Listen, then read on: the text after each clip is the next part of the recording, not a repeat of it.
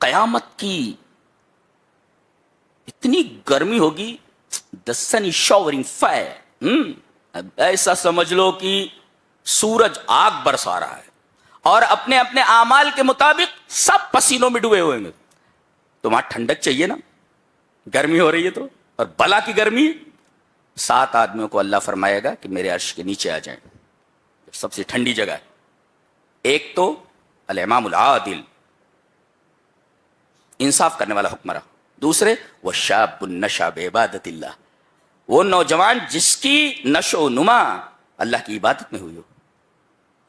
یہ بڑا پیارا دور ہے تمہارا نوجوانوں، یہ کھیلنے کا دور نہیں ہے، یہ اللہ اور اس کے رسول سے محبت کرنے کا دور ہے۔ آ جاؤ ادھر، ادھر آ جاؤ، سب ادھر آ جاؤ۔ ہاں، یہ تمہارا کام ہے۔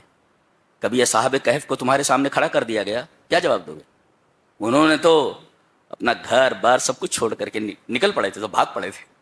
انہوں نے دین کے لیے دنیا چھوڑ دیا، تو تم نے تو دنیا کے لیے دین چھوڑ رکھا ہوا ہے۔ یہ فرق ہے اصحاب کہف میں اور تم میں۔ کھڑا کر دیا گیا ان کو تمہارے سامنے، تو تم کیا جواب دو گے؟ 24 گھنٹے میں ذرا لکھ کر کے دو، کیا کرتے ہو تم؟ مجھے لکھ کر کے دو، کیا کرتے ہو 24 گھنٹے میں؟ تم نے اللہ کے لیے کتنا وقت نکال رکھا 24 گھنٹے میں؟ ٹیل می، بتاؤ مجھے۔ اللہ اکبر۔ تو وہ نوجوان جس کی تربیت اور نشو و نما اللہ کی عبادت میں ہوئی، اور وہ آدمی جس کا دل مسجد میں لٹکا ہوا ہو۔ بہت سارے نوجوان الحمدللہ مسجد سے جڑے ہو، پتہ نہیں ان کو کیا محبت ہے مسجد سے، ہے بہت بہت پیاری بات ہے، بہت پیاری بات ہے۔ اللہ کے گھر سے جڑے رہنا بولے تو بہت پیاری بات ہے۔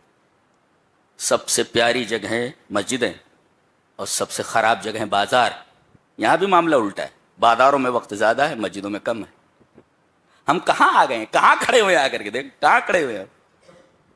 کہاں کھڑے ہوئے ہیں وہ دیکھو، اور کہتے ہو کہ ہم پریشان ہیں۔ کائے کو پریشان ہو؟ تمہاری ساری پریشانی تمہارے عملوں کی وجہ سے، کوئی تمہیں پریشان نہیں کر رہا ہے۔ تمہاری عادتیں، تمہاری حرکتیں، تمہارے اعمال تمہاری پریشانی کا سبب ہیں۔ کسی کو دوش مت دو، یہ پریشان کر رہا ہے، حکومت پریشان کر رہی ہے، تو نیتا پریشان کر رہا ہے، تو فلاں ٹیم پریشان کر رہی ہے، فلاں یہ صاحب پریشان، کوئی پریشان نہیں کر رہا ہے۔